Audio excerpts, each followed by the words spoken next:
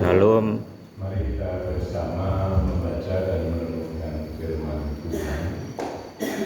Hari ini yang kita baca itu Yosua 24 ayat 1 sampai 25. Nanti silakan dibaca, dilanjutkan di rumah. Yang di dalam ibadah ini kita akan membaca dan nanti akan merenungkan bersama Yosua pasal 24 ayat 1 dan 2. Nanti disambung ayat 14 sampai 18. Pembaharuan perjanjian di Sikem. Kemudian Yosua mengumpulkan semua suku orang Israel di Sikem. Dipanggilnya para tua-tua orang Israel, para kepalanya, para hakimnya, dan para pengatur pasukannya. Lalu mereka berdiri di hadapan Allah. Berkatalah Yosua kepada seluruh bangsa itu, beginilah firman Tuhan Allah Israel. Dahulu kala di seberang sungai Efrat, disitulah diam nenek moyangmu, yaitu Terah ayah Abraham dan ayah Nahor. Dan mereka beribadah kepada Allah lain. 14 sampai 18, 13 sampai 18, 13 sampai 18. Demikianlah kuberikan kepadamu negeri yang kamu peroleh tanpa bersusah payah, dan kota-kota yang tidak kamu dirikan, tetapi kamulah yang diam di dalamnya.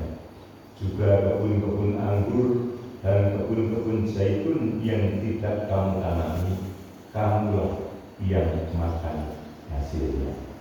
Oleh sebab itu, takutlah akan Tuhan Allah, takutlah akan Tuhan, dan beribadahlah kepadanya dengan tulus, ikhlas, dan setia.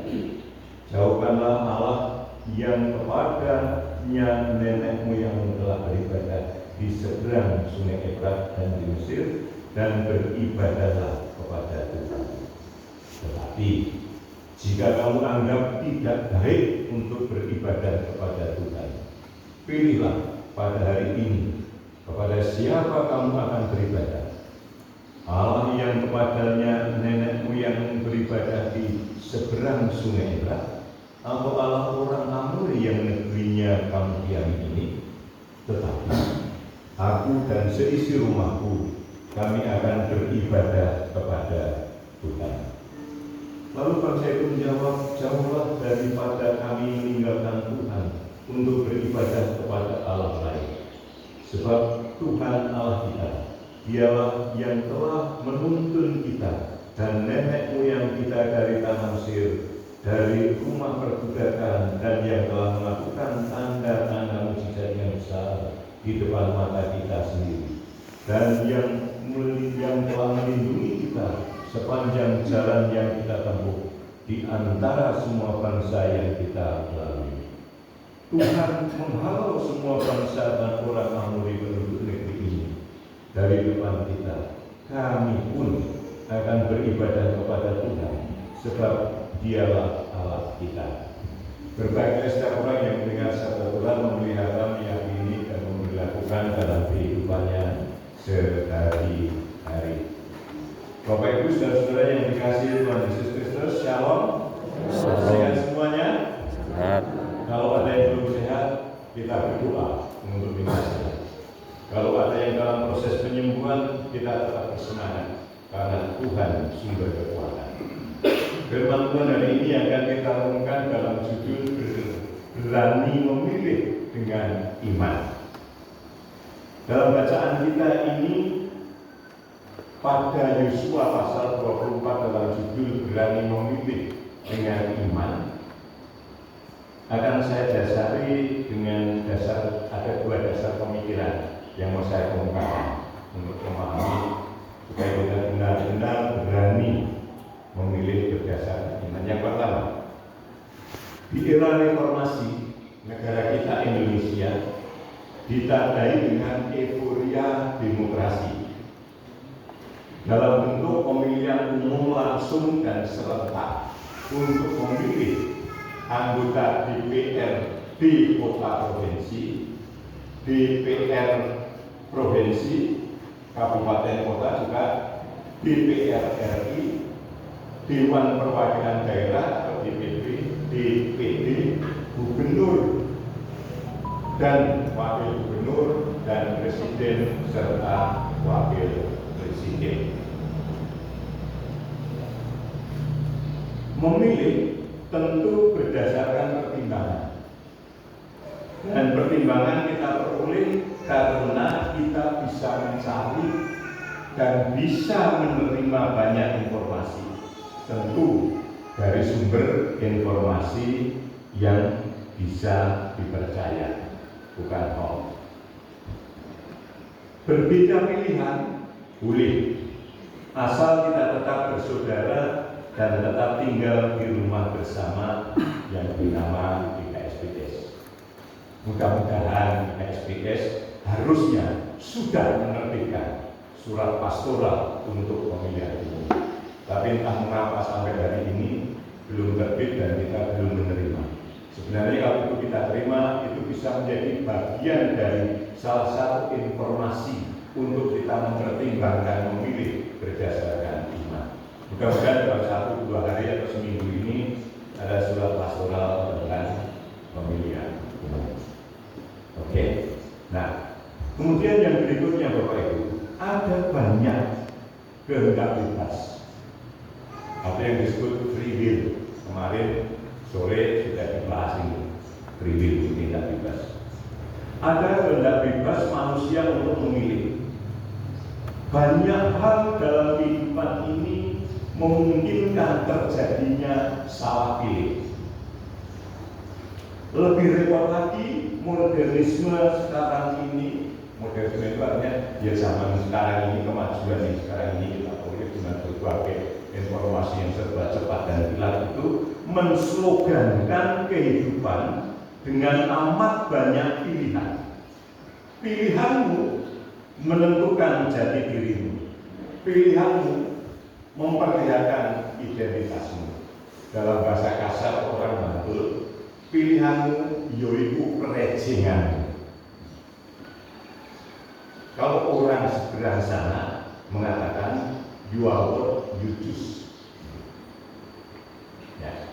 Maka untuk memilih diperlukan kehati-hatian, diperlukan kecermatan, dan sebagai orang percaya kita harus bertanggung jawab, menghargai dan mengikuti pilihan-pilihan kita dengan ulet dan konsisten. Dasar pemikiran yang kedua begini Bapak Ibu. Ini sebuah pertanyaan untuk kita semuanya, ya.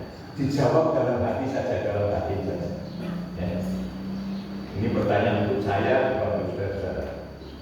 Pertanyaan begini, apakah benar aku mengikut Yesus adalah pilihan?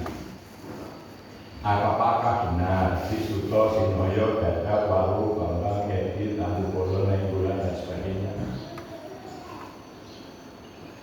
Mengikut Yesus adalah pilihan.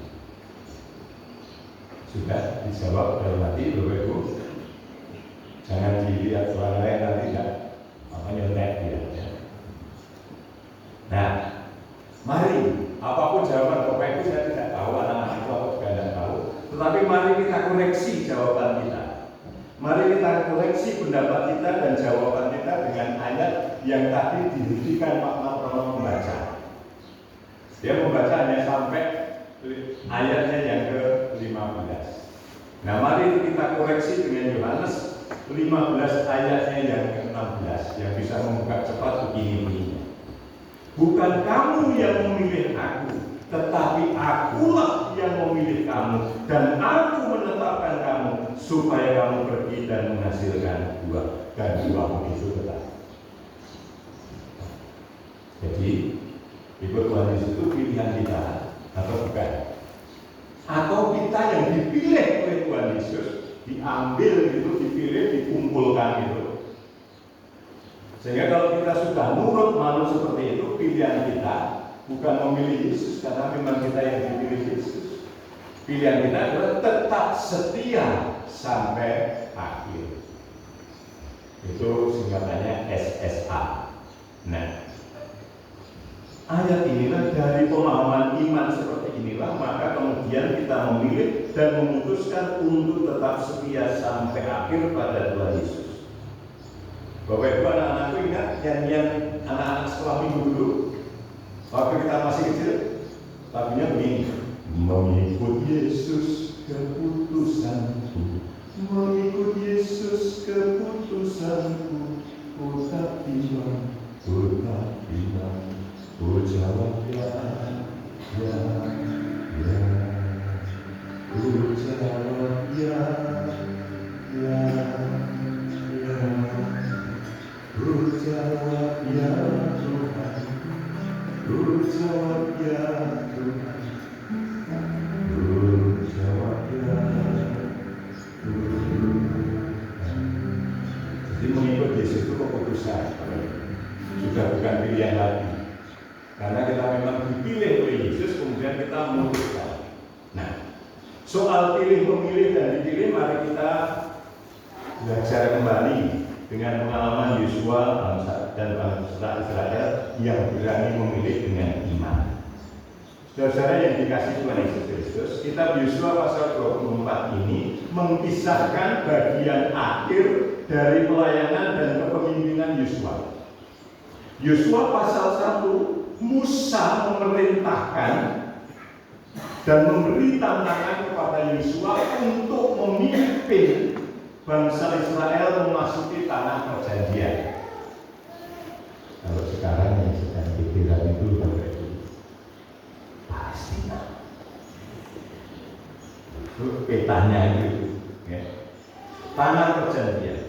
Maka ini Yosua menantang bangsa Israel untuk membaharui komitmen mereka kepada Tuhan di Sikem. Di Sikem itu tempat Yakub mengubur dewa-dewa, patung-patung dewa itu di Sikem di situ, supaya orang kembali beribadah pada Allah. Itu alasan mengapa di Sikem. Ini perlu dilakukan mengingat generasi dahulu yang memasuki tanah perjanjian. Kalau sekarang itu generasi baby boomer, umur 65 tahun ke atas, itu tinggal sedikit dan hampir habis, dan merasakan segala bentuk pemeliharaan Allah pada masa lalu tinggal sedikit. Sedangkan generasi baru, kalau sekarang itu generasi Z dan generasi Alpha, usia belasan sampai 30-an tahun, lebih banyak dan telah muncul dan menikmati segala berkat di tanah perjanjian. Ayat 13 tadi dikatakan, tanah-tanah yang tidak kamu tanami, kamu makan hasilnya. Ini generasi Z-nya dan generasi Alpha. Nah, Yosua perlu memberikan pilihan dan tantangan bagi bangsa Israel karena generasi telah berganti dan karena pergumulan dan tantangan telah berubah. Yosua sebagai pemimpin tidak hanya berorientasi pada karya Allah di masa lalu, tidak hanya membanggakan keberhasilannya di masa lalunya, tetapi Yosua juga mengajak bangsa Israel untuk berjalan bersama Allah menuju masa depan. Yosua adalah pemimpin yang sangat mumpuni. Ingatan akan karya Allah di masa lalu adalah fondasi membentuk relasi masa kini dan memberikan keberanian untuk melangkah ke depan bersama dengan Tuhan. Nah, kisahnya, tatkala Yosua menjadi tua, sudah usur dan dia sadar betul bahwa ajal bisa menjemput suatu waktu. Yosua mengumpulkan semua suku Israel, termasuk para tuanya, sesepuhnya, pemukanya, hakimnya, jawaranya, pemimpin. Mereka semua dikumpulkan untuk membaharui komitmen perjanjian di Sikem. Ayat 1. Sejenak Yosua membuka lembaran sejarah, mulai dari bagaimana nenek moyang dan leluhur Israel dulunya ditolong oleh Allah, tetapi menyembah Allah lain. Bapak Ibu, dalam Alkitab disebut Allah dengan huruf kecil itu maksudnya ya dewa-dewi atau sesembahan yang lain lah sekarang yang bukan Tuhan. Ya. Nah, sejenak Yosua membuka lembaran sejarah, mulai bagaimana nenek moyang mereka dulu ditolong oleh Allah, namun malah dia menyembah Allah lain. Sampai dengan bagaimana Tuhan menjadikan mereka sebagai bangsa dan umatnya, dan dipilihnya Sikem menjadi tempat pembaharuan perjanjian boleh jadi karena Yosua mengingat peristiwa Yakub yang menanam para dewa-dewa dekat Sikem. Inilah yang disebut dalam bahasa menterengnya itu Bapak Ibu, Covenant Sacrament of the Sacral Community at Sikem. Jadi perjanjian suci yang penuh dengan rahasia untuk komunitas orang Israel yang dilaksanakan di Sikem. Kini bangsa Israel telah mendiami negeri Kanaan sebagai hasil pemberian Tuhan kepada mereka. Oleh sebab itu Yosua mengadakan reformasi perjanjian dengan cara sebagai berikut. Yang pertama, mengingatkan bahwa bangsa Israel untuk menjawab kebaikan Tuhan dengan takut akan Dia dan beribadah kepadanya secara tulus, ikhlas dan setia. Keikhlasan dan kesetiaan menjadi pilar utama dalam beribadah kepada Allah. Karena Allah terlebih dahulu sudah berbuat baik, sehingga ibadah menjadi respon karena orang bisa merasakan kebaikan Allah. Pilar utama ini juga mengikat mereka untuk tidak kembali kepada ilah-ilah lain para leluhur mereka dahulu kala. Ayat 14. Yang kedua, selain mengingatkan, Yosua juga menawarkan kepada bangsa Israel untuk memilih kepada siapa dia hendak beribadah. Sengaja Yosua memakai gaya bahasa yang berbeda, memakai gaya bahasa negatif, pakai gaya negatif supaya memperoleh jawaban positif. Ayat 15. Tetapi jika kamu anggap tidak baik untuk beribadah kepada Tuhan, ada orang yang menganggap tidak baik beribadah kepada Tuhan untuk hari ini, hari minggu ini, karena kita ada keperluan dan kepentingan yang lain, begitu loh. Kalau bahasa sekarang kan begitu. Ini nyindir kita bagi Bapak Ibu. Nah, ini nyindir kita. Banyak orang tersinggung. Kebetulan lokaknya itu pada dulu. Sayang kalau nggak diambil ini kesempatan. Tetapi jika kamu anggap tidak baik untuk beribadah kepada Tuhan, pilihlah pada hari ini kepada siapa kamu akan beribadah. Allah yang kepada nenek moyangmu beribadah di seberang sungai Efrat, atau Allah orang Amori yang negerinya kamu diami. Tetapi aku, ini Yosua, tetapi aku dan seisi rumahku, kami akan beribadah kepada Tuhan. Nah, ternyata dengan gaya bahasa negatif ini menjadi positif dan berhasil, bahkan diiringi oleh pengakuan seluruh bangsa tentang betapa bermaknanya karya Tuhan dalam kehidupan mereka. Tekad bulat diikrarkan dengan penuh semangat. Bangsa itu mengatakan, kami akan beribadah kepada Tuhan. Tuhan di sini dalam artian sang pemilik dan penguasa kehidupan, sebab Dialah Allah. Allah dalam konteks Yosua ini bermakna sesembahan dan pujian kami. Ayat 14 sampai 16. Yang ketiga, dalam tawaran memilih, Yosua tidak ragu, apalagi malu menyatakan pilihannya. Tetapi aku dan seisi rumahku, kami akan beribadah kepada Tuhan. Niscaya daya keteladanan Yosua memilih Tuhan mempengaruhi seluruh bangsa Israel untuk memilih yang sama dengan pilihan Yesus. Kelugasan dan kejelasan Yosua dalam memilih sungguh membuktikan bahwa Yosua adalah pemimpin panutan yang mumpuni, yang tidak selintak-selintut, yang tidak glibat-glibet, yang tidak suman-sumun nyari selamatnya sendiri, dan juga bukan pemimpin yang manipulatif. Tak usah heran kalau seluruh bangsa Israel lantas dengan lantang berikrar untuk beribadah kepada Tuhan sebagaimana Yosua. Bapak Ibu saudara-saudara yang dikasihi Tuhan Yesus Kristus, renungan yang agak panjang ini mudah-mudahan tidak membusyakan. Ada beberapa hal yang bisa kita petik menjadi sebuah pembelajaran bagi kita. Ketika Yosua berkata, tetapi aku dan seisi rumahku, kami akan beribadah kepada Tuhan. Apa arti ibadah? Dari bagian ini, kata yang diterjemahkan sebagai beribadah, maaf ini Bapak Ibu saya ngutip bahasa perjanjian lama. Kata yang diterjemahkan dengan kata beribadah itu adalah ebed.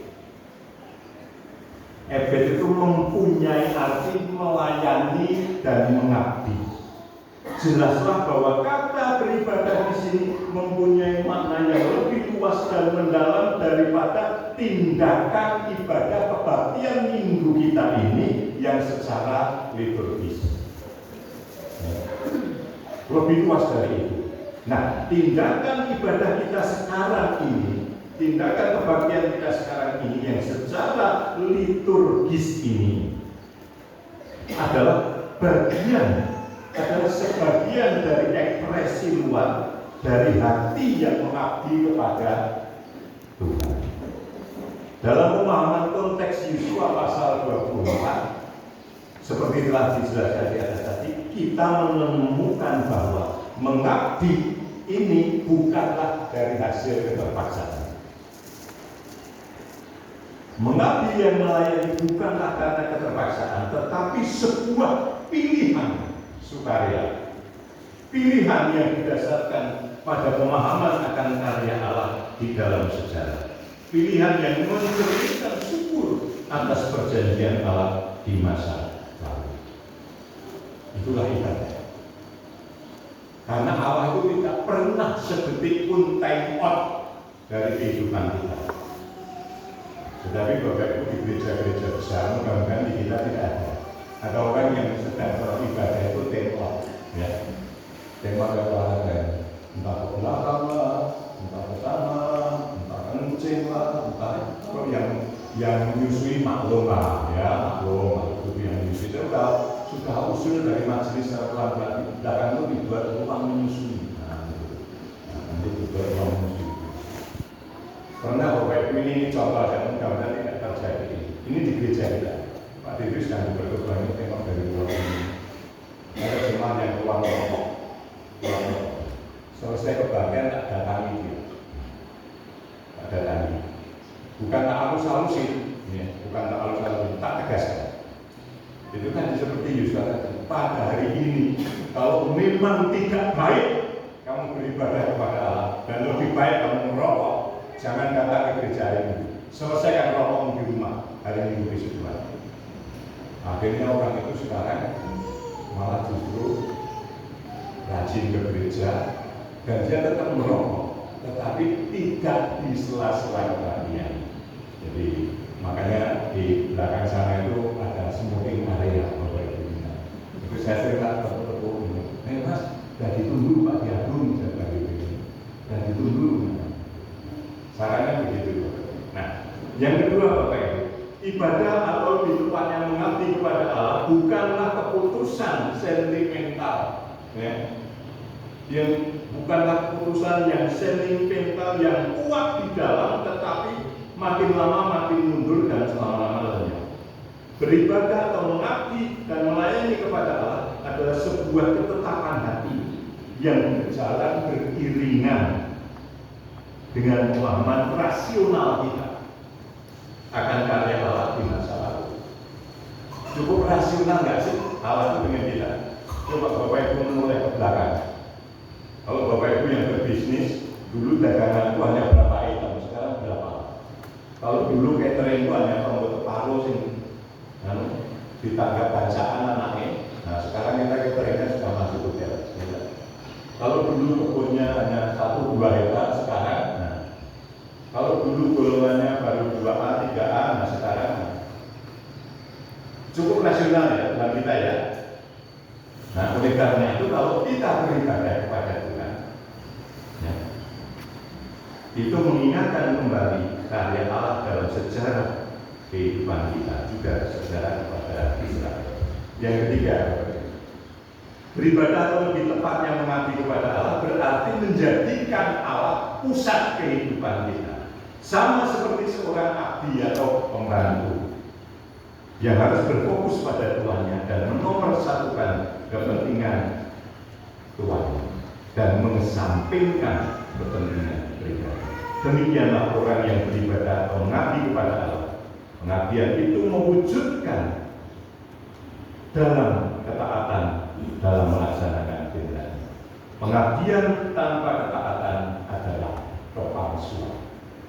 Akhirnya, saudara-saudara yang dikasihi Tuhan Yesus Kristus, beribadah atau lebih tepatnya mengabdi kepada Allah harusnya tidak hanya mempengaruhi aspek ibadah kita hari Minggu seperti sekarang ini, tetapi juga perkataan, tindakan, karya, komunikasi kita, hidup kita sehari-hari, di keluarga, di tengah masyarakat, di pekerjaan.